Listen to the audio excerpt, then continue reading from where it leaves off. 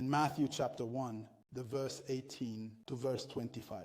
And like its predecessors in Genesis. Chapter 6, verses 1 to 7.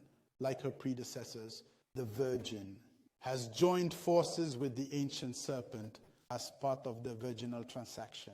This virginal transaction is a high treason, a notorious corruption, an unnatural relationship resulting in a giant, a monster.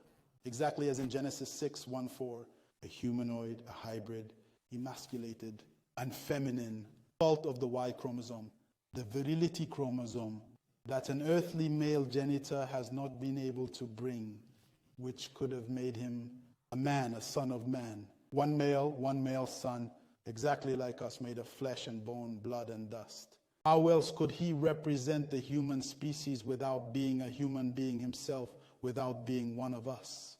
It is written in Matthew chapter 6, in verses 9 and 10, when you pray, say, Our Father who art in heaven, thy will be done on earth as in heaven, to retain only relevant extracts.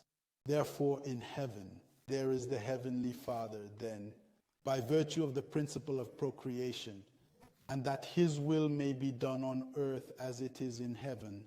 There is therefore also on earth an earthly father. Every human being has had one. This is why it is written in Exodus chapter 20, verse 12, honor your father and your mother. End of quote. It does not say honor your mother and your father. It is written honor your father and your mother, since the true Christ arrived on this earth. Under the law of Moses, this commandment of Exodus 20:12 is therefore perfectly opposable to him. But then, how could the true Christ could obey the commandment to honor his father and mother if his father and mother had already violated this law at the time of his birth? Because his mother, a virgin, and his father, a spirit, violated the commandment of Exodus 20:12 by becoming one and only one, together a single welded block, where Genesis 3 verse 15 prescribed enmity between the woman and the serpent. The parents of Christianity's Jesus Christ have therefore violated Genesis 3:15 by preventing the existence of two posterities, which would have made possible the fulfillment of the sentence of the evening of rebellion in Eden, by the fact that the seed of the woman could then have fought the serpent's posterity and crushed the dragon's head, who, of course, would have wounded her heel, as it is written. What a father, Yeshua, the true Christ. Could he have honored if he had none? Thank goodness, Luke chapter 2, verses 16, 27, 33, 40, 41, 48, 52, state that the true Christ had not one parent but two, and that the Messiah was subject to them, to his father and his mother. Since there is a heavenly Father,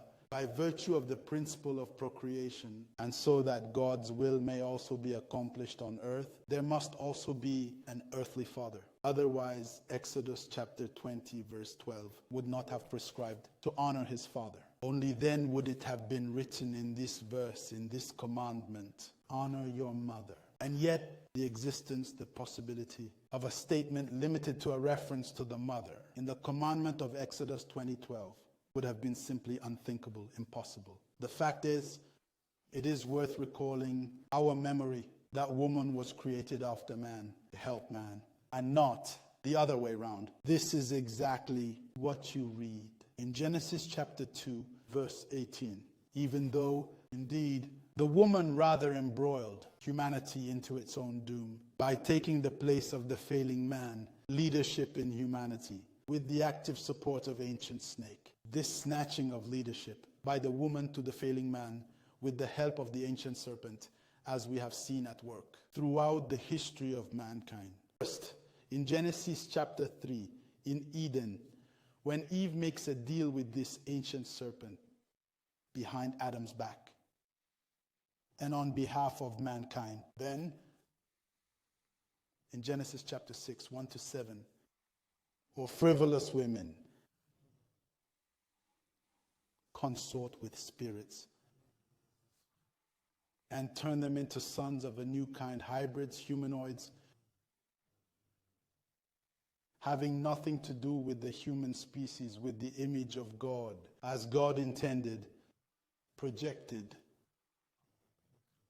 By prescribing multiplication in Genesis chapter 1, 28 through the perpetual principle of procreation,